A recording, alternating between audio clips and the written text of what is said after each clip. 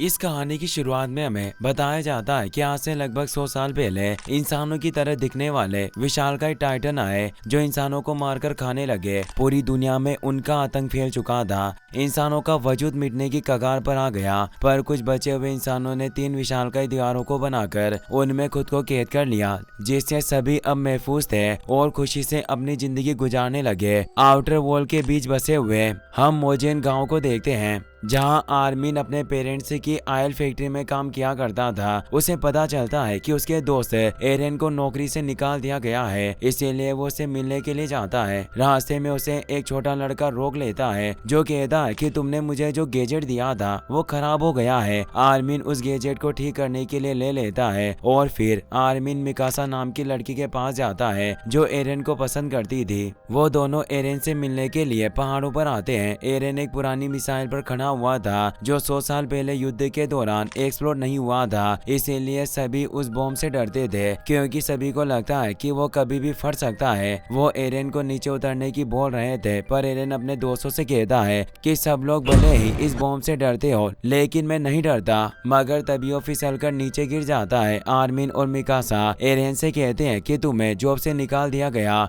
और तुम एक जगह टिककर काम क्यों नहीं कर सकते। एरेन उन्हें कहता है कि मुझे वो काम अच्छा नहीं लगता, तो आर्मिन कहता है कि मैं भी अपने डैड के साथ काम करके खुश नहीं हूँ, मुझे गैजेट बनाना पसंद है, और वो उन्हें अपना बैटरी से चलने वाला गैजेट दिखाता है। अब एरेन भी अपने सपने के बारे में बताता है कि मुझे इन दीवारों में घुट घुट कर नहीं रहना और मैं दीवार के उस पार की दुनिया देखना चाहता हूँ। सोचो उस पार की दुनिया कैसी होगी। ये बात कहकर वो मिसाइल को लात मार देता है। मिसाइल पर लगी हुई मिट्टी हट जाती है, जिसे देखकर आर्मिन को बम पर एक फोटो दिखती है। वो बताते हैं कि यह समुद्र की फोटो है जहां पर ऐसे कपड़े पहनकर लोग सफरिंग किया करते थे। मिकासा उन दीवारों को देखकर कहती है कि क्या उन दीवारों के पार ऐसी दुनिया होगी। काश हम इन परिंदों से पूछ पाते कि बाहर का माहौल कैसा है। 100 सालों से इन दीवारों पर किसी भी टाइटन ने हमला नहीं किया था, जिससे अब इंसानों को लगने लगा था कि टाइटन सिर्फ एक झूठी अफवाह है। एरन मिकासा और आर्मिन को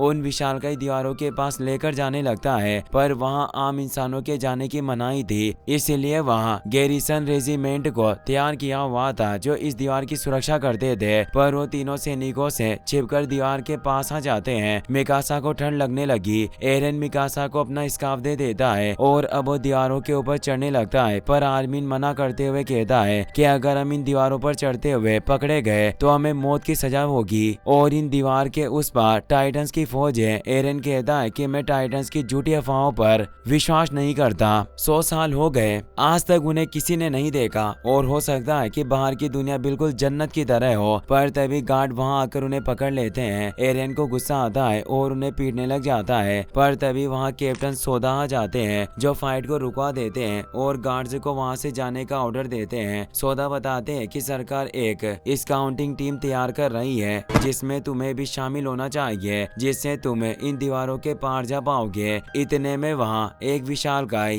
कोलोसल टाइटन हमला कर देता है, जिसे देखकर एरेन और बाकी सभी डर जाते हैं। एरेन को भी अब विश्वास हो जाता है कि टाइटन सच में होते हैं। तभी टाइटन दीवार में पैरों से छेद करने लगा, जिससे एरेन और बाकी के लोग वहां से भाग जाते हैं और एक सेफ जगह पर आकर छिप जाते हैं। कैप्टन सोदा अपने साथियों के साथ हमला करने की तैयारी कर रहा था, पर अब दीवार में एक छेद हो चुका था, जिससे बाकी के टाइटन अंदर आने लगते हैं, जिसे देखकर कैप्टन सोदा उन पर तोपों से हमला करने का ऑर्डर देते हैं, लेकिन टाइटन अमर होते हैं जिससे वो मरते नहीं। फिर टाइटन सुरक्षा गार्ड पर हमला करके उन्हें अपना शिकार बना लेते हैं। यह देखकर एरेन, मिकासा और आर्मिन काफी डर जाते हैं और वो गांव की तरफ भागते हैं। तभी आर्मिन एरेन से कहता है कि मैं घर की तरफ जाकर देखता हूँ कि सब ठीक है या नहीं। वहीं टाइटन गांव पर हमला कर देते हैं, जिससे सभी गांव के लोग बहुत डर जाते हैं और टाइटन लोगों का शिकार करने लग जाते हैं। सभी लोग टाइटन से बचने के लिए गांव की गलियों में भागते हैं, लेकिन वहां भी टाइटन उन्हें अपना शिकार बना लेते हैं। तभी एरेन एक टाइटन के हाथ में एक आदमी को देखता है जो आर्मिन के डेड होते हैं। यह देखकर उसे बहुत दुख होता है। सभी लोग अपनी जान बचाने के लिए भाग रहे होते हैं और साथ ही बहुत से लोग अपनी जान बचाने के लिए एक घर की तरफ जा रहे होते हैं जिसे एक सेफ हाउस की तरह बनाया गया था।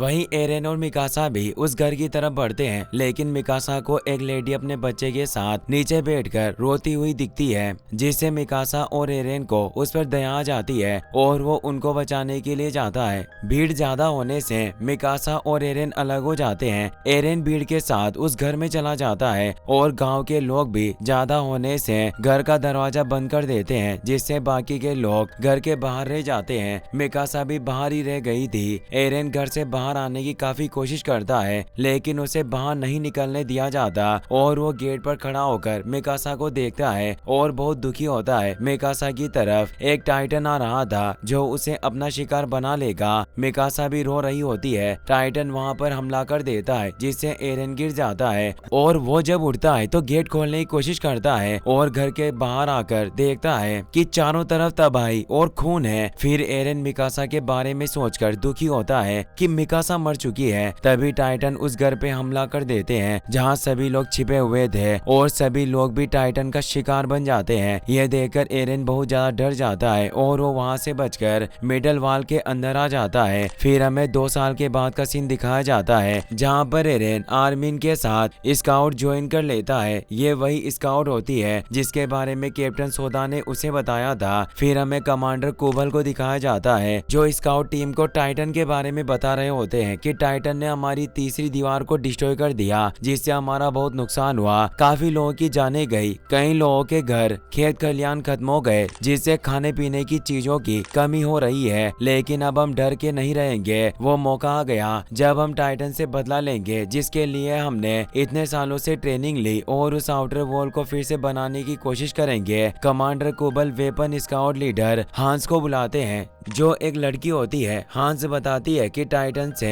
अब हम छिपकर नहीं रहेंगे, हम उनसे फाइट करेंगे, वो भी इस खास ODMG डिवाइस से जिससे हम उड़ सकते हैं। फिर वो कैप्टन शिकिशिमा की टीम के साथ ओमोतोमाची एग्जिट पॉइंट पर ज्वाइन करने की बोलती है। कमांडर कोबल उन्हें बताते हैं सूरज डूबते ही हम मॉनसून के लिए निकल चलेंगे और इतिहास के पन्नों पर एक नया किस्सा लिखेंगे। फिर वो सभी को नारा लगाकर जोश में लाते हैं। वहीं शाम होते ही सभी स्काउट के लोग अपने अपने परिवार से मिल रहे होते हैं। यह देखकर आर्मिन और एरेन सैड हो जाते हैं क्योंकि उनसे मिलने वाला कोई नहीं होता। तभी वहाँ पर एक बच्ची आती है जो आर्मिन को एक डॉल देती है और कहती है ये आपके लिए है। यह सुनकर आर्मिन खुश हो जाता है। फिर वो दोनों स्काउट टीम के साथ खाना खाने के लिए जाते हैं जहाँ पर आर्मिन से एक शराबी की बोतल गिर जाती है। वो शराबी और कोई नहीं बल्कि कैप्टन सोदा होते हैं और वो शराब पी रहे होते हैं। कैप्टन सोदा आर्मिन और एरेन को देखते ही खुश हो जाते हैं और मिकासा के बारे में पूछते हैं तो एरेन उन्हें बताता है कि मैं मिकासा को नहीं बचा सका, लेकिन मैं उसका बदला जरूर लूंगा। फिर वो खाने के लिए टेबल पर बैठ जाते हैं जहाँ पर आर्मिन खाने पर अपने प्लान के बारे में बता रहा होता है कि तीसरी दीवार पर जो होल है उसके ऊपर के हिस्से को हमें गिराना होगा, जिससे नीचे का हिस्सा भरा जा सकता है, जिससे टाइटन अंदर नहीं आ पाएंगे और जितने टाइटन अंदर हैं हम उनसे फाइट करके उन्हें मार देंगे। लेकिन साशा को बहुत भूख लग रही होती है और वो आर्मिन से खाना छीनकर खाने लग जाती है, जिसे देख एरेन वहाँ से चला जाता है। आर्मिन विस्फोटक हथियारों के बारे में बताता है जो ओतोमाची नाम की जगह पर रखे हुए थे जो मिडल दीवार के पार है। अगर हम इस जंग में आ रहे तो इंसानियत खत्म हो जाएगी। ये बात सुनकर जॉन नाम का लड़का बोलता है कि तुम जैसे लोग धरती पर बोझ हो और तुम्हें इस मिशन से ज्यादा अपने खाने की पड़ी हुई है। यह सुनकर साशा को गुस्सा आ जाता है और वो वेटर से और खाने की बोलती है, लेकिन वेटर उसे मना कर देता है क्योंकि फूड सप्लाई बहुत कम है। फिर जॉन वहाँ बैठे सभी लोगों को बहुत बुरा बोलता है, जिससे सबको जॉन पर गुस्सा आता है और आर्मिन उसे कहता है कि तुम्हें टाइटन से डर लगता है जिसके लिए तुम ऐसा बोल रहे हो। तो जॉन को गुस्सा आता है और वो आर्मिन को मारने के लिए आगे आता है। तभी एरेन वहाँ जाता है और जॉन को बोलता है कि तुमने टाइटन की परछाई भी देखी है कभी? जब तुम टाइटन देख लोगे तो पेंट गीली कर दोगे। उन्हें देखने के लिए जिगरा चाहिए और तुम जैसे इनर डिस्ट्रिक्ट के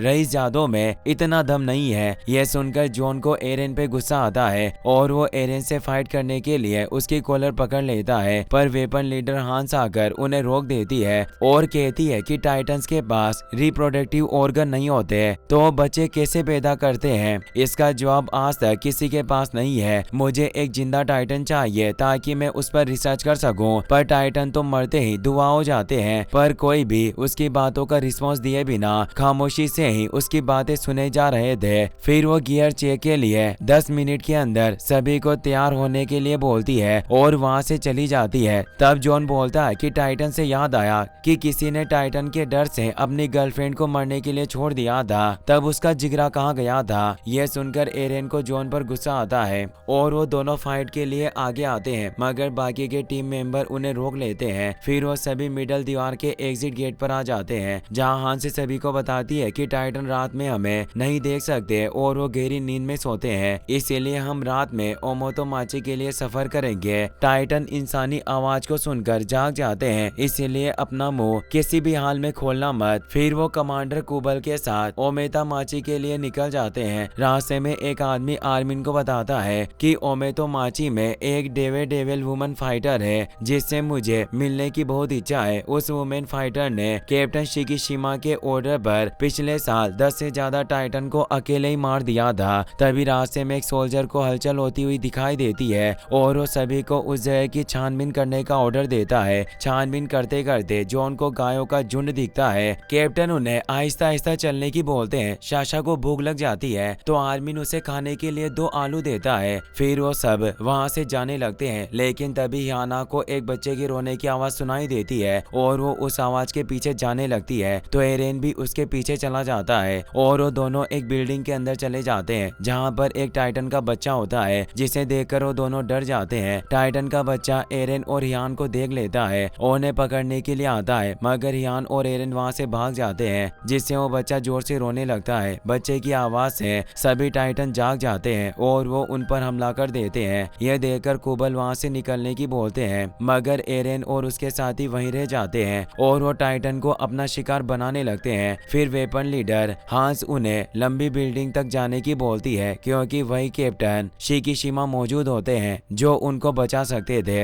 एरेन और उसके साथी ओमेतोमाची पहुंचने वाले होते हैं, मगर उनका रास्ता एक टाइटन रोक लेता है। तब एरेन को ट्रेनिंग में बताई गई बातें याद आती है कि टाइटन को सिर्फ उनकी गर्दन की नस काट कर ही मारा जा सकता है। तभी वहाँ पर कैप्टन शिकीशिमा आ जाते हैं, जो अपने ODMG डिवाइस से हवा में उड़ते हुए टाइटन से लड़ने लग जाते हैं। ये सब देखकर एरेन शॉक्ड हो जाता है। कैप्टन शिकीशिमा उस टाइटन की गर्दन की नस को काट देते हैं, जिससे वो टाइटन मर जाता है। तभी वहाँ पर एक और टाइटन आ जाता है, जिसको मारने के लिए डेविल वुमेन आ जाती है और वो उस टाइटन को मार देती है। वो डेविल वुमेन और कोई नहीं बल्कि एरेन की गर्लफ्रेंड मिकासा ही होती है। एरेन उसे जिंदा देखकर हैरान हो जाता है। कैप्टन शिकीशिमा के साथ मिकासा वहाँ से चली जाती है। फिर हमें कमांडर कुबल को दिखाया जाता है, जो शिकीशिमा के पास विस्फोटक हथियारों को देखने के लिए आते हैं, जिसे कमांडर कुबल ने एक सीक्रेट टनल में रखा होता है। सभी सोल्जर विस्फोटक हथियारों को ट्रक में लोड कर रहे होते हैं, लेकिन तभी एरेन और जॉन में फाइट हो जाती है और एरेन जॉन को एक शानदार किक मार देता है, जिससे उसके मुंह का जबड़ा टूट जाता है। तभी एरेन को मिकासा पीछे से पकड़ लेती है और दूर फेंक देती है। तो आर्मिन मिकासा से पूछता है कि तुम्हें क्या हुआ है, मगर मिकासा बिना कुछ बताए वहाँ से चली जाती है। तभी वहाँ कैप्टन शिकीशिमा आ जाते हैं और वो एरेन को अपने साथ चलने की बोलते हैं और एरेन से उसके मॉम डैड के बारे में पूछते हैं। एरेन कहता है कि मेरे मॉम डैड बचपन में ही मर गए थे। फिर एरेन उनसे मिकासा के बारे में पूछता है। तब शिकीशिमा उसे बताते हैं कि मैंने मिकासा को फाइट करना सिखाया और अब वो काफी स्ट्रॉन्ग बन चुकी है। एरेन उनसे कहता है कि मुझे भी यह सीखना है, क्योंकि मुझे टाइटन से बदला लेना है। फिर शिकीशिमा एरेन को बोलते हैं कि हमारा